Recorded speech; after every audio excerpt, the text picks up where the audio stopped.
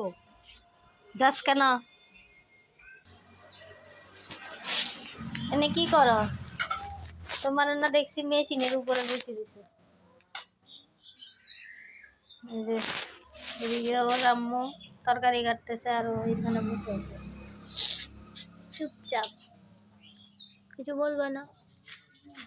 চিকু, তোর মতো যদি আমার বুলবুলি আর হুমায়রা হইতো কত সুন্দর হইতো। কেন? আচ্ছা,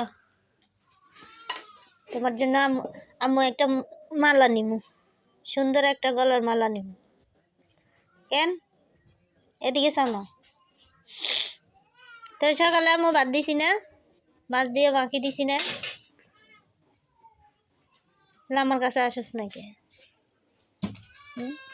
এই পচা পচা কি হয়েছে? দেশে লক্ষ্মী ভাইয়া কান্দে, যাবিনি? ভাইয়ের কাছে যাবিনি? কালকে রাত্রে এরকম করছো কেন? এরকম করছো কেন? কালকে রাত্রে ওই যে দমদমার উপরে উঠার জন্য কাগজগুলো সব ফেলে দিছে।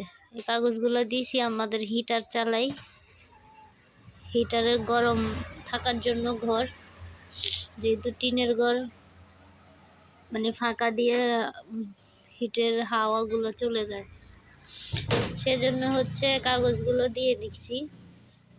আর ও উঠি উঠি সবগুলার নষ্ট করে দিছে।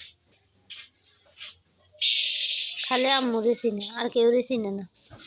আমার বুলবুলিরে মারে, ও মারে, হুমায়রা রে ও মারে, এক একটা থাপড় দেয়। কে আইসে রে? কে আইসে রে? কে আইসে রে? বাজার নিয়ে কে আইসে রে? তোরা মুরগি খাওয়াই, আমি আসার পরে তোর মুরগি পাইছস, হুমায়রা আর বুলবুলি আসার পরে মুরগি খাওয়ানো পাইছস, নাহলে এতদিন মুরগি খাইছস? তোর মা তোরা আবি যাবি এটা হেডা খাওয়াইছে। হ্যাঁ, আম্মু কত সুন্দর তোরা মুরগির গুলা খাওয়াইছি। বেশি খাইতে পারস নাই, কারণ আমার দি তো হাড্ডি খাই না, তুই হাড্ডি খাইছস। এদিকে ঘুরো, সে এদিকে ঘুরো। আসতি না? হ্যাঁ, আসবে না? বাইরে যাইও না, ও কিন্তু প্রেগনেন্ট।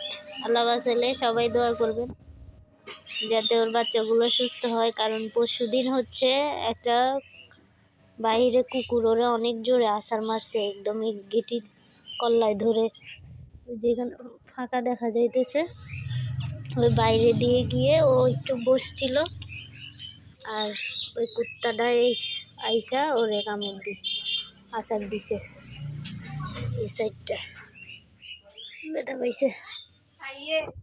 সবাই একটু লাইক কমেন্ট শেয়ার করে দিন, ভিডিওটা পুরো, আর ওর জন্য দোয়া করবেন।